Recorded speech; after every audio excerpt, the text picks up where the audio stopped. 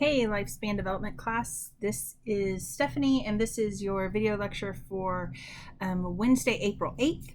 I have just a couple of class announcements before we get started with the lecture. The first announcement is that remember that on Friday, your IQ creativity whatever you want to do, whether it's a paper or the presentation, they're due on Friday. So please make sure that you load those to the discussion board by that time. I've had a couple of you ask me if I can look at drafts, and I've been able to do that, but I will tell you it's probably a little too late now to do that. So if you haven't sent me that draft by today, like at noon, Wednesday at noon, I won't be able to look those over for you. Let's see. The other announcement I wanted to make is remember that your exam is coming up next week. And so the exam is going to be on Monday. It'll cover chapters 1 through 11. I'm sorry, 9. 1 through 11. Can you even imagine? Sorry, no heart attacks. It'll cover chapters 9, 10, and 11. And make sure, truly, you guys, make sure that you've read those chapters. You will not have time to look up answers.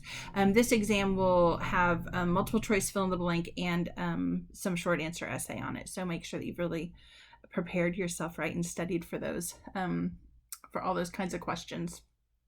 All right, really quickly, you guys should have watched the video links that I posted for you last class, for Monday's class about Kohlberg. And so we are going to talk today about moral development and also religion, spirituality in the lifespan. So I love Kohlberg's theory of moral development.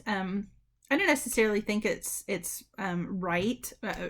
We've talked at the beginning of the semester about the idea of, our theories correct.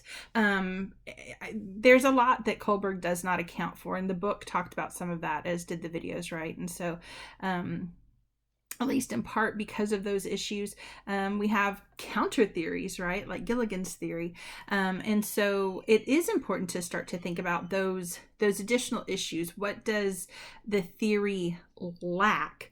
That said, one of the most interesting components of Kohlberg's theory, so as you were watching those videos about Kohlberg, you understand the Heinz dilemma, and obviously it wasn't just the Heinz dilemma, right? There were several different dilemmas that Kohlberg produced, wrote for people to be exposed to, and then those dilemmas were the answers, right, to the dilemma is what he investigated to determine where people stood in terms of their moral development. And according to Kohlberg, there's 6 stages. Each stage has 2 substages, right? So there's kind of 6 substages to know. Obviously the 6th stage is the most developed, and even Kohlberg back in his day recognized that very few people actually make it to the 5th and 6th substages. So most of us are somewhere 1, 2, 3, or 4. And Gilligan, right, made the point of criticizing the theory based on the idea that most women are kind of in substage 3, while many men rate at substage 4, which is a higher stage. And so that was a potential criticism of this theory. So what I want to do first is talk about some of the good things about the theory, because I actually think that there's a lot that we can learn when we think about the theory itself. So when Kohlberg is talking about, moral development, the first thing that he is going to think about is the idea that truly morality is different based on things like culture, etc., right?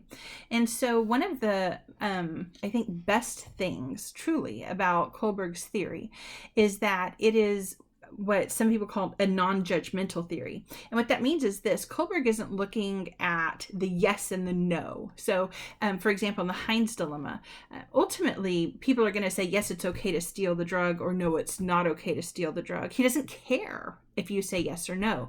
The question is how you justify whichever answer you have. So in that way, the theory is non-judgmental. It's not, gosh, if you say that you should steal a drug, then you have low moral development. In fact, people in the sixth substage can say, oh yeah, I would totally steal that, right? But it's the qualification for why it's okay. It's the explanation for why, whether it's okay or not okay to steal the drug, that is what he's looking at. So that idea that his theory is non-judgmental is actually an incredibly important component of Kohlberg's theory, and it makes it a little bit more sophisticated than some other theories. It's to me, it's a really fascinating way to take your own kind of judgment right out, and instead of thinking about what you may assume is right or wrong, it's a way of assessing just the actual development. And so in that way, it's a very clean assessment, potentially a very clean assessment of what people think about moral development. If only it was that easy, right?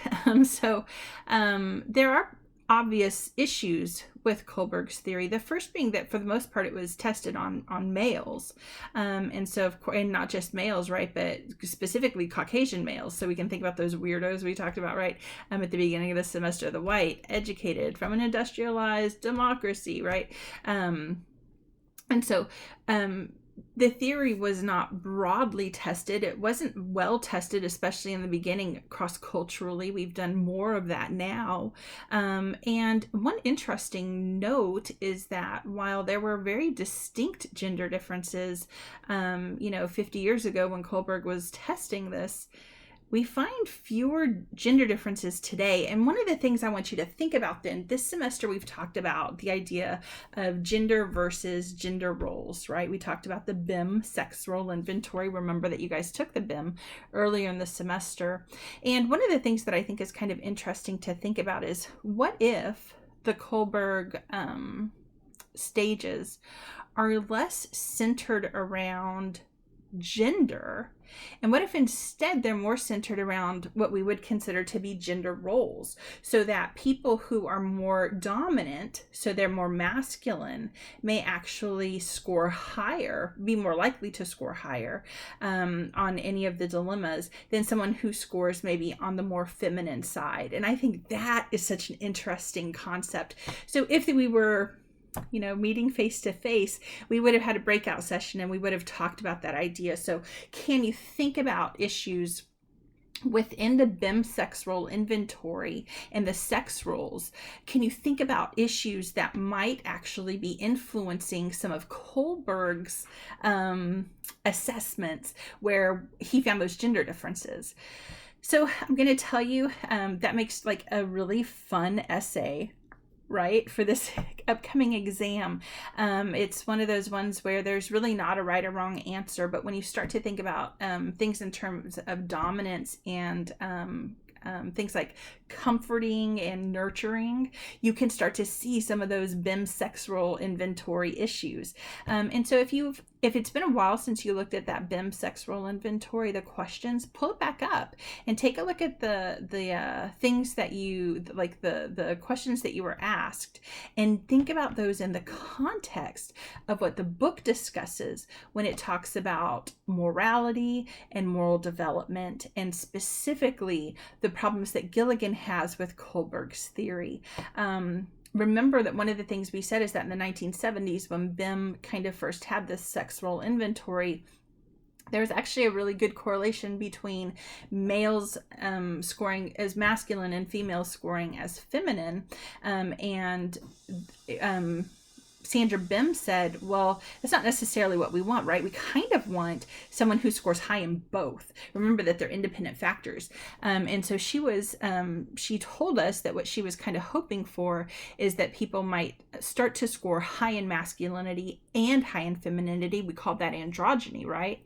And so think about this, what's really, at the end of the discussion we would have had in class, one of the things that I would have, so we would have had a secondary discussion about the idea of where should androgynous people, then people who are high in both masculinity and femininity, where might they land on the Kohlberg scale. And the interesting thing to think about then is it might really depend heavily on the actual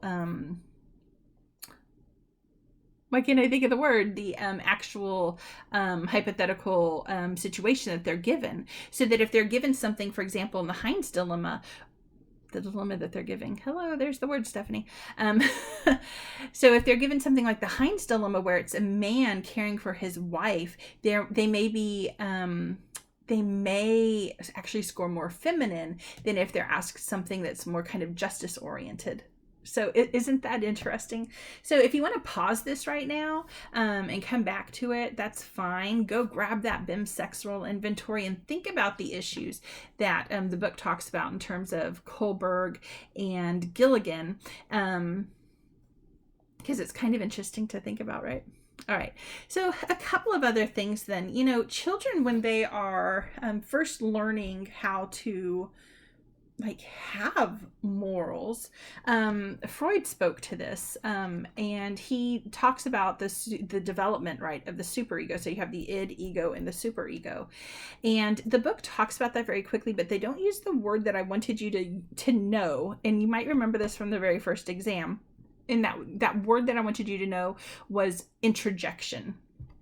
So one of the ways, according to Freud, that we kind of learn what's good, what's appropriate, and what's bad or inappropriate is through what Freud called parental introjection. Today, we don't just think about parental introjection, we think about introjection from society. So we talk about societal introjection, peer introjection, because introjection can come from so many different places. Certainly as more moms are moving out into the workforce, you have to think about how the person who takes care of your child, right, is kind of taking over that role of the parental introjection. And so we have caregiver introjection.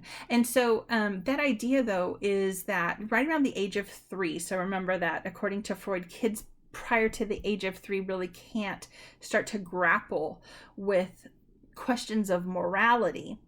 But as they get a little bit older, they're better equipped, they're better able to start grappling with some of those ideas. And so one of the ways they do that is through parental introjection. And today, again, societal introjection, right? And we have little kids with iPods and stuff, or iPads, and it's wild.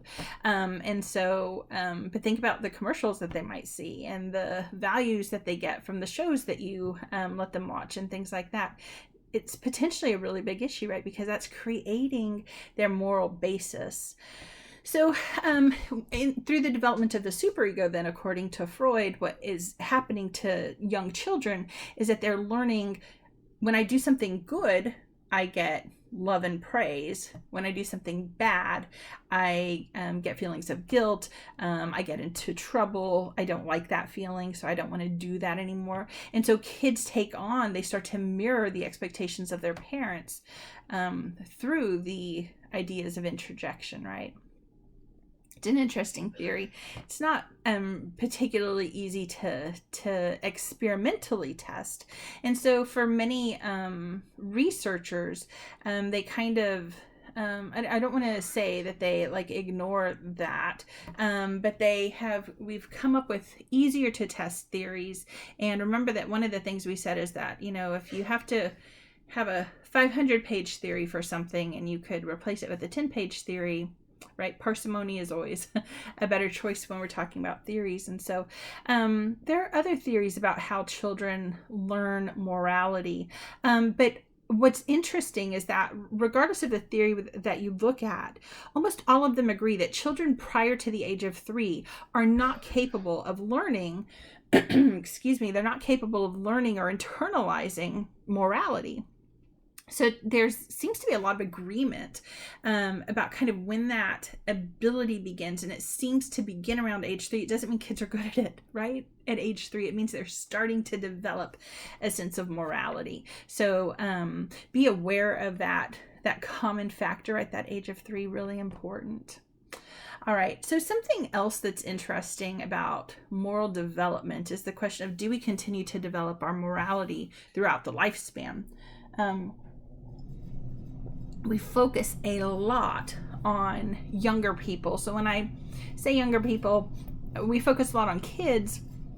We also focus a lot on young adults, college students, because quite frankly, in the 50s and 60s and 70s, when the studies were hot about, moral development, those are the easiest kind of age groups for us to get. Some people believe that moral development does continue on as we get older, but the book makes a really excellent point that what I say might be moral. So when I'm asked something in the Heinz dilemma, and I answer a certain way, may be very different than what I do, right? So that my mental understanding does not necessarily match my behavior. And this is a problem in all of psychology, right? This is why psychology is the hardest science, right? Because we have people who say, oh yes, if I saw a burning building, I would run in to save people. And then instead what we find is that almost nobody does that, right? You almost have to be trained to do that. Everyone else just kind of, stands in the front and maybe calls 911, since we all have cell phones now, right? It's a really interesting thing. Our behaviors often don't match what we think we would do in a situation. And certainly that is the case with morality, right? So one of the things that I always kind of think about when I think about moral development is Hurricane Katrina. And so in Hurricane Katrina, there was just devastation, and people started looting the stores, frankly, because they needed things. And most people who were looting the stores were taking food and water and things that they needed, and most of us weren't judging that. Some people were, right? But most of us weren't. I mean, the reality is, if I needed to feed my family, there's not a cashier at the Walmart. I might go take something that my family needs. That's the truth. But I'll never forget, on the front page of the newspapers was this guy stealing and see the word I just used, right? So that tells you how I feel about it already, right? But he's stealing the Barbie Jeep, one of the most famous pictures of the Katrina looting. And people really had a difficult time with that.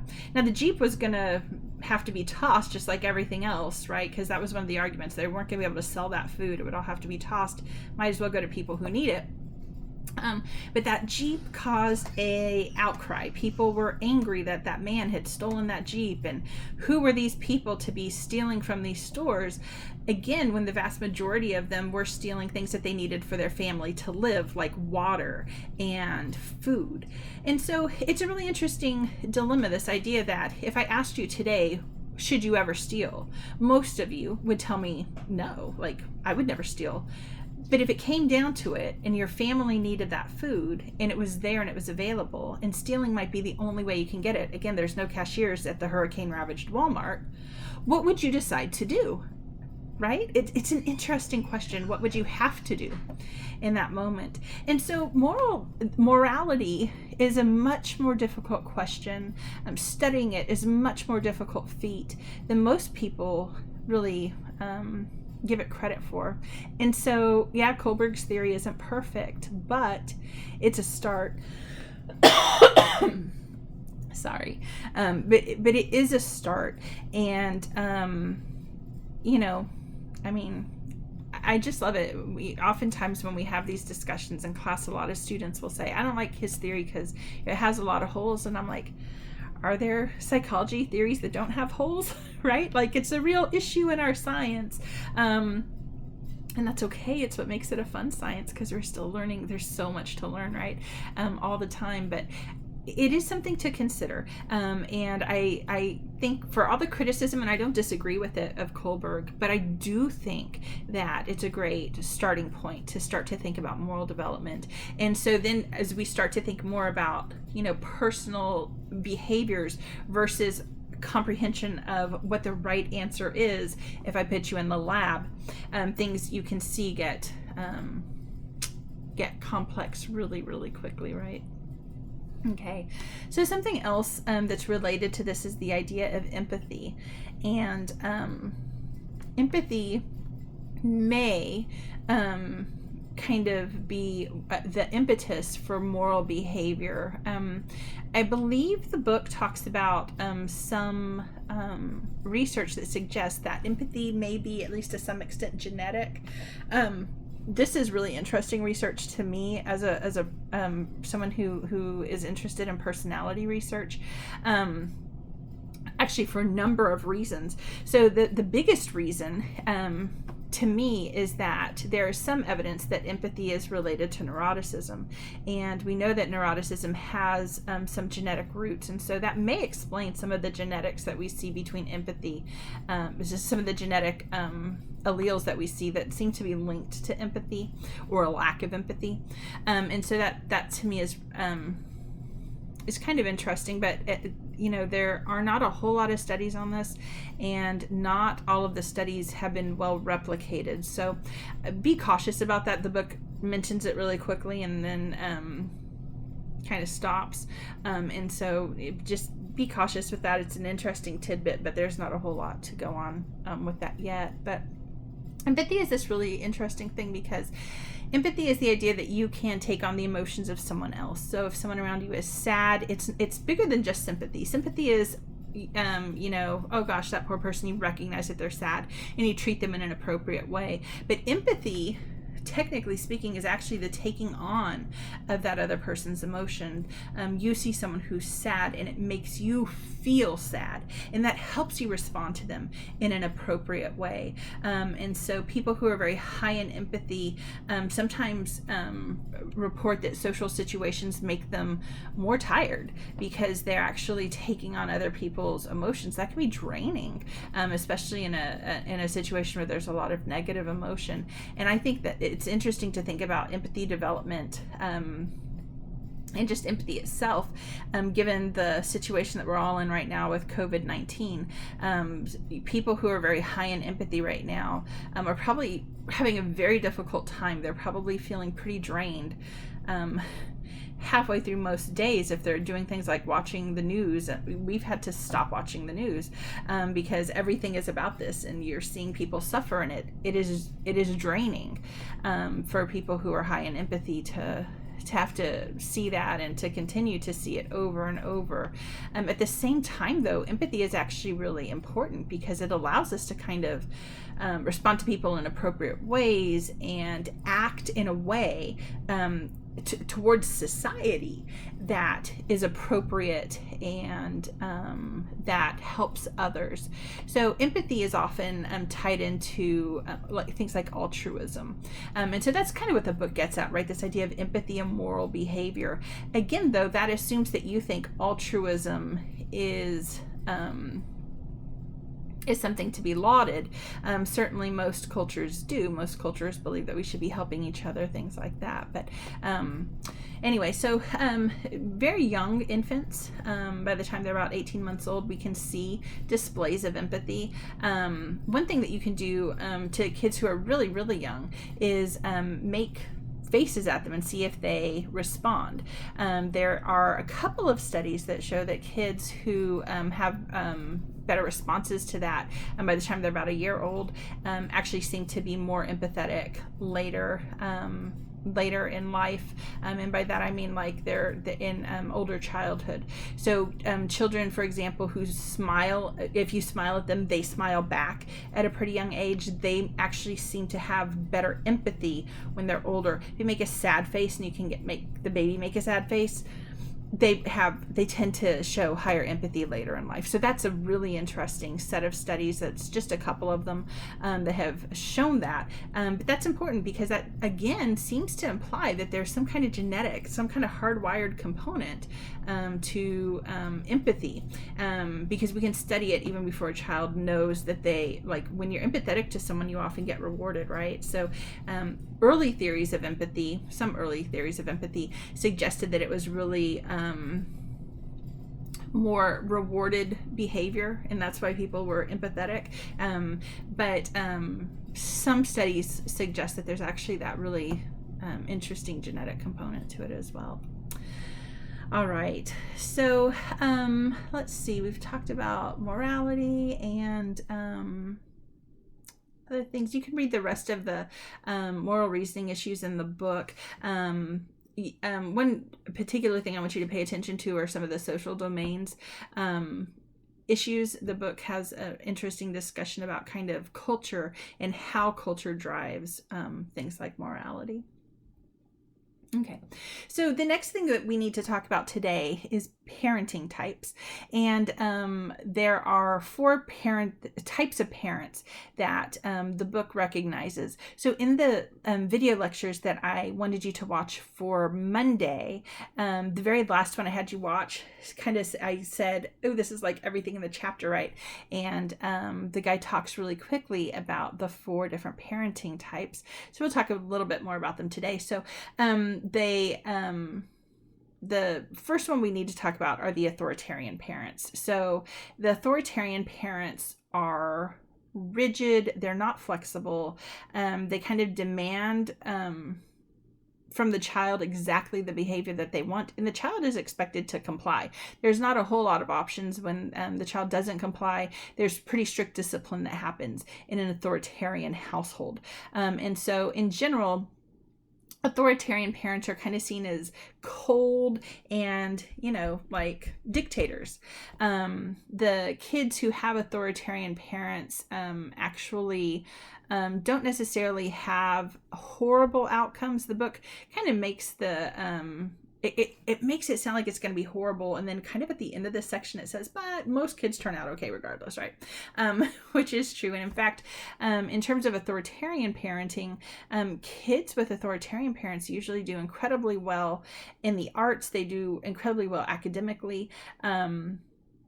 We see authoritarian parenting a lot in Chinese culture. Children do not really have a voice. They're not asked for preferences. Parents see their job as instilling their values on the child, as opposed to allowing the child to kind of explore what their personal values might be. So the second type of parent that we're going to talk about is the authoritative parent. So obviously, you can already guess where you're going to have problems on the test, right? Students often get authoritarian and authoritative confused. You just really have to study this stuff. I mean, there's no ifs, ands, or buts about it. Study the differences, right? Like we've talked about before, of the 2 similar sounding things, and you're going to be okay. So authoritative parents tend to be seen by their children as somewhat strict. They set boundaries, they set limits. But one of the things that the book doesn't talk about, I don't think clearly enough, is the idea that authoritative parents start off very, very strict, but as the child grows, they allow the child more and more decision making of their own. Authoritative parents allow the child to explore opportunities. They allow the child to explore their personal preferences. And so it's the case for most authoritative parents that as the child grows up, they're really trying to help them become an independent adult. This is one interesting difference between authoritarian parents and authoritative parents. Those authoritarian parents don't do a great job of teaching a child kind of how to fend for themselves and think for themselves. They're constantly doing the thinking for the kid, whereas authoritative parents are allowing the child to think for themselves, make some decisions for themselves. And not only that, but what's really interesting about authoritative parenting is that if there is a disagreement, they're much more likely to talk that disagreement out with their child. This is not something that you would find in an authoritarian parenting situation. So authoritative parenting is, and especially this is especially true as the child is in their teenage years, it is kind of a really great way to prep the child for their future endeavors, whatever those might be. And so we tend to see children who have authoritative parents tend to do very well in real life. They don't tend to be very dependent, where sometimes, especially with females, when they had authoritarian parents, they tend to be really dependent on those parents.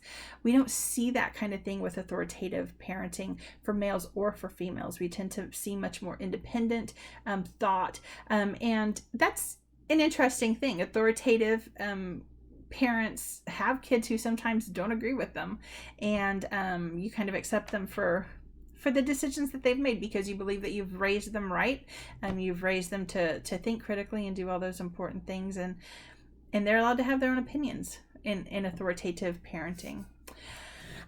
The third type of parent is the permissive parent. The book also labels this as an indifferent parent. Permissive parents tend to let kids make their own decisions, even from a really early age. So I have a friend who's just, permissive parent example number one. And I'll never forget, we were at their house and this kid had eaten like 4 bags of chips. That's what she was going to have for dinner. And I was like, don't you worry about her. And she's like, well, if she gets sick, she's going to realize that was a bad decision. And the kid was like 3 years old. And to me, I was like, wow, that's a difficult way to learn that. And I don't know that a 3-year-old puts all that together. I guess if you talk to them afterwards, they might, right? But permissive parenting, you don't create the rules. The kid creates the rules. Some books talk about permissive parenting as if the child is in control. The children may make the decisions for what to eat, what to wear, what you're going to wear. I watched that show House Hunters. I don't know if y'all have ever seen the show House Hunters, but a couple of years ago they had this family and they took the kids on the house tours with them, and they kept asking the kids, like, what do you think of this? What do you think of this? And I remember yelling at the TV, like, what does it matter what the kid thinks?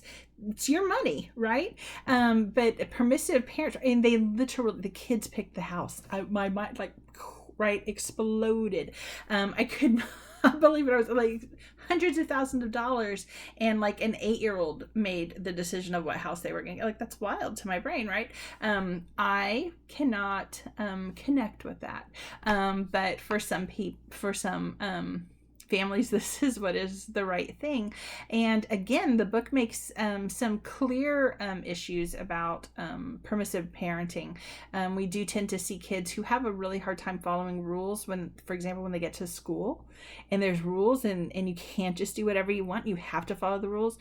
So kids who are raised by permissive parents very early on may get into trouble at school more, although there are some studies that suggest by really not even that far into first grade, most of these kids are no longer getting in trouble. They kind of realize that there are like these rules in school that I have to follow, and I don't have the same rules at home, and they're kind of able to kind of dichotomize their life, which is really kind of interesting.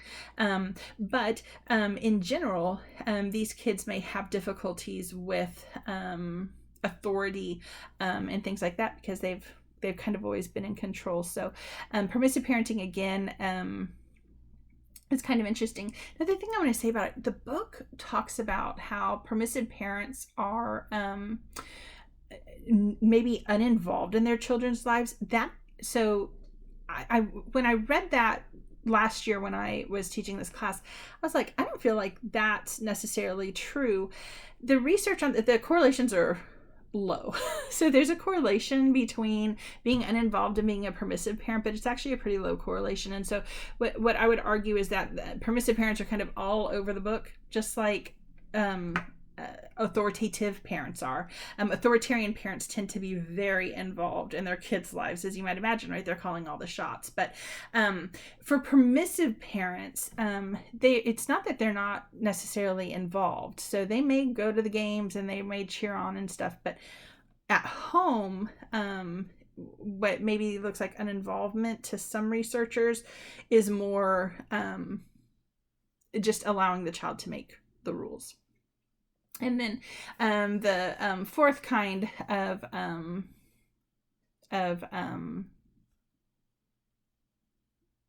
why can't I think of the word? Parent is the neglectful parent. So these are parents who are completely uninvolved. So sometimes they're just called uninvolved parents. They do not pay attention to the child. At a maximum, the uninvolved parent might provide shelter and food. And at the worst, they might be totally neglectful. So most children in the kind of neglectful parent category do not fare very well, as you might kind of expect. Those uninvolved parents are not. The children tend to have very difficult outcomes. They often have issues with attachment, things like that, that last well into adulthood. It's interesting, actually, to think about that in terms of Erikson's theory, because you guys have been working with Erikson's theory over the last couple of weeks. So think about when you trust versus mistrust, right? And some of those other issues, right? Guilt. So the first couple stages of Erikson's theory. All right. So the last thing we have to talk about today is, so that's the end of that unit for chapter 11, unit 1 of chapter 11. Unit 2 in chapter 11 talks about religion and spirituality. And I think it's so interesting that we kind of get to talk about that in this class.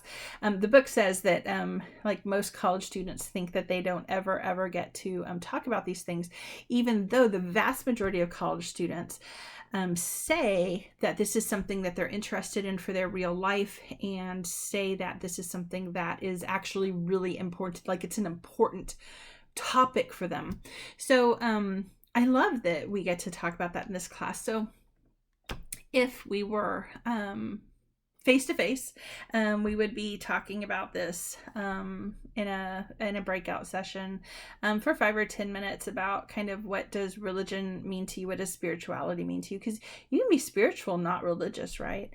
And more and more we have people in America identifying as spiritual as opposed to religious. So I've shared with you guys, right, since the beginning of the semester, you guys know I'm religious. I'm the faculty advisor for the Catholic Student Association. And one of the most interesting things to me about that organization, when we first started it, we were not sure if anyone would be interested in joining us. When we did our first tabling event, we really were not sure what to expect.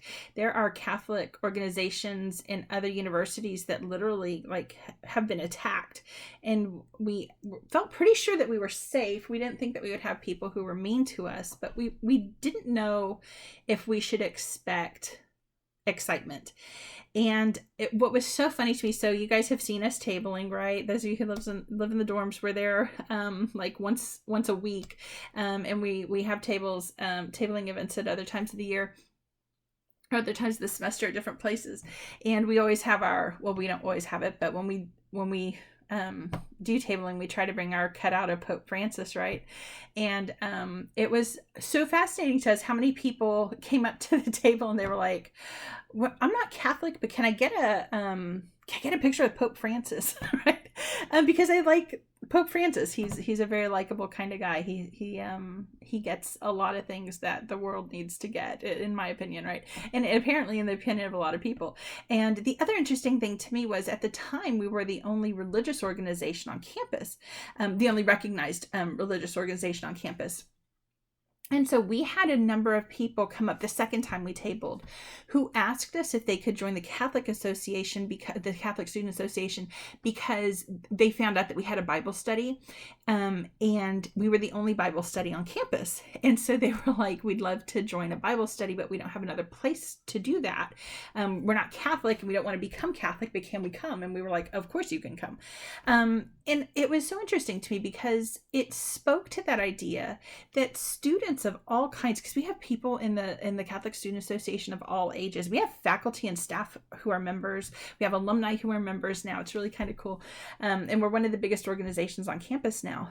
But to some extent, that's because we fill this void that students have at university. For most, I would argue, for most professors, they don't talk about things like religion and spirituality because it's a slippery slope. You don't want to cause fights. You don't want anyone to feel poorly. A lot of professors don't want people to know what their personal religion is because that might taint how students see them. I don't know how to be anything else but what I am. And so even before I was a Catholic student, faculty advisor, like my students knew who I was on the inside. It's not something that I can hide. It's a big part of my personal identity and who I am and how I am. So for me, we talk about things like religion and spirituality in my personality class when I teach it face to face. And I think it's important. And like the book says, right, students need some amount of outlet for exploring religion and spirituality. So the book talks about how a lot of that kind of search for religion, search for spirituality begins wholeheartedly in adolescence. And for parents who don't have a religious background, this can actually be really scary. I know back when my kids were young, they were really involved in our youth group, and Sophia had a friend who she actually had two friends, one who was really interested in learning about Catholicism and had a mom who was like, yeah, go learn if you want to learn. And so we'd go pick him up. I had a van and we'd go pick him up and take him to church with us, and he went on retreat with Sophie, and it was really kind of an amazing experience for that young man. And then she had another friend who was really interested in coming. He would go to they had like a prayer group before school, and he would go to that. But his mother, I told Sophie, I was like, well, we can pick him up too. Where does he live? And I would just have to leave a little bit earlier. And his mother would not allow him to attend a religious service.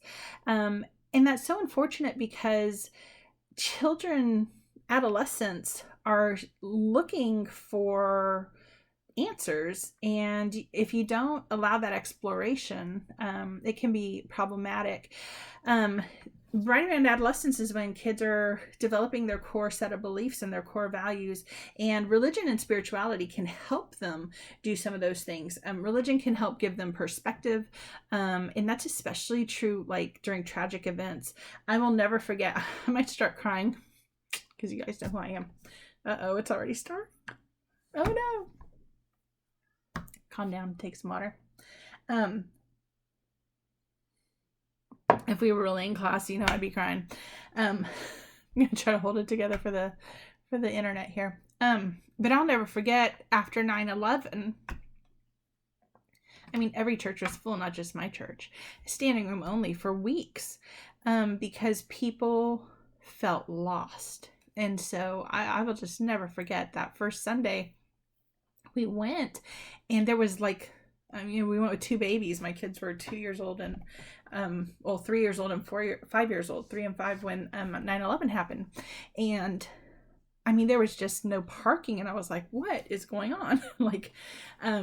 This is crazy. And we went in, and I mean, it was standing room only, and then some really amazing young people actually got up. They saw us standing there with two babies trying to hold these kids, and they actually gave us their seats, and it was like the most beautiful thing, and it lasted for a couple of months.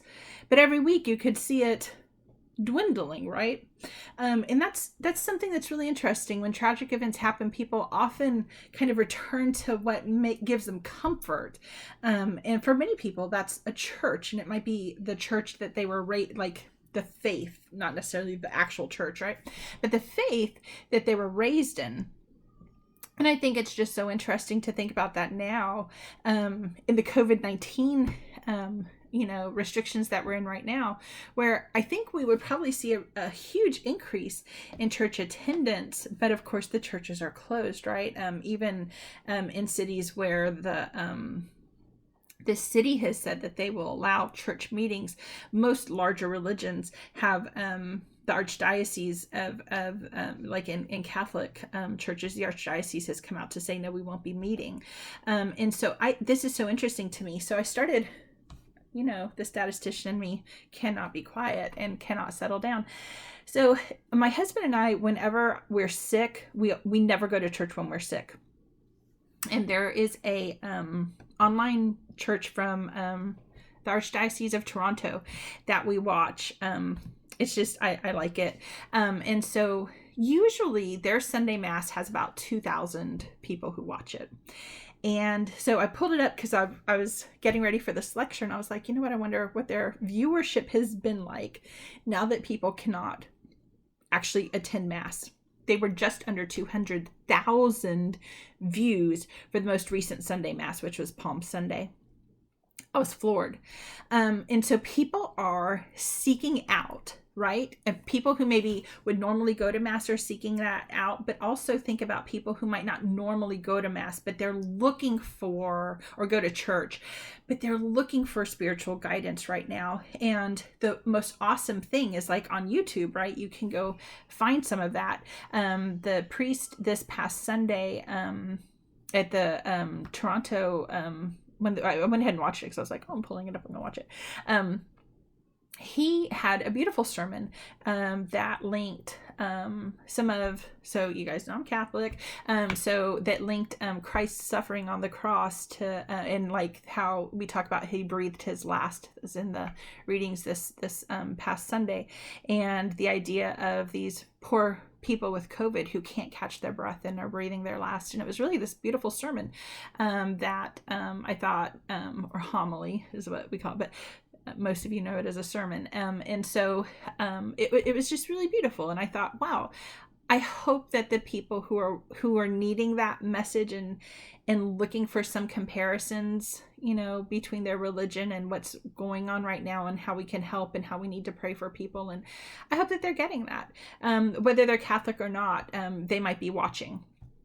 And so anyway, I think it's so interesting. The book talks very quickly about religion providing perspective on tragic events, but think about, I mean, we're living through a tragedy right now, and it's in some ways it's horrible because it's a tragedy that just keeps going. It's not ending. You see it every day. Like I said, we've had to stop watching the news because it gets overwhelming, right?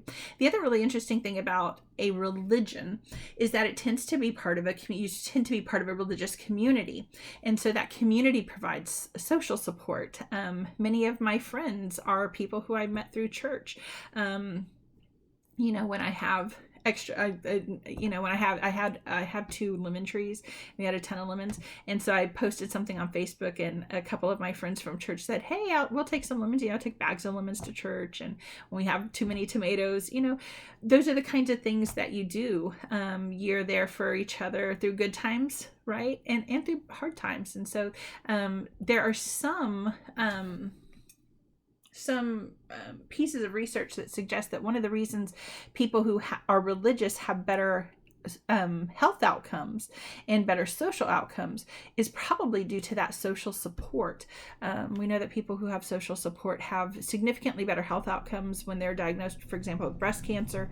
And so that religion, it may not be religion itself that's causing those better outcomes. It may actually be the social component of the religion that's causing those better outcomes. Either way, we see those improved outcomes. And so it's a good thing either way. The book talks about the different stages of the comprehension of spirituality, and it talks about them in terms of Piaget's stages as well, which is kind of interesting. So in childhood, you know, kids remember that people have difficulty with hypothetical constructs, things like that, right? When they're very young. And so the view of God is very kind of literal. I remember being little, and I don't know if y'all heard, he's got the whole world in his hands, right? I literally thought, like, I remember thinking, like, well, how could, because I was one of those really nerdy kids, as I'm sure you can imagine, like, okay, how does the world spin if it's in his hands? Like, I really thought that the world, like, he's got the whole world in his hands, right? And so I really kind of pictured the world like in God's hands. And I had a picture of what he would look like, right? It's probably more like what people draw of Zeus, right? But like the older man with the gray hair. Like, that's the concept of God that I personally had when I was really young, that very literal view of God. People would say he's everywhere. The only comparison I could draw was like, okay, Santa Claus. So Santa sees me when I'm sleeping, when I'm awake, he knows if I'm bad or good. Okay, Santa Claus, a lot like God, right? That's what I thought when I was young. As you grow up, though, you start to recognize that not only are there different ways to think about God for you personally, but other people might view God in different ways as well. And so you start to kind of be reflective of that. What does God mean to you? But also maybe what does God mean to other people? And that's what causes that exploration that we tend to see about who God is, what God is, and how God acts in your life. And then finally in adulthood, and this is called the conjunctive stage, right? This includes a broad, inclusive view of religion and humanity. And it's kind of interesting, the book talks about how the older you get, the more different you kind of see God. God plays a different role in your life as you get older. And there are a lot of people who become either more religious or more spiritual as they get older. All right, so I'm right at 15 minutes. How good am I doing today? That's where we're going to end today, you guys. Next class, we're going to talk about aggression. So I will see you on Friday. I hope you have a great day. Stay safe and healthy. Bye, guys.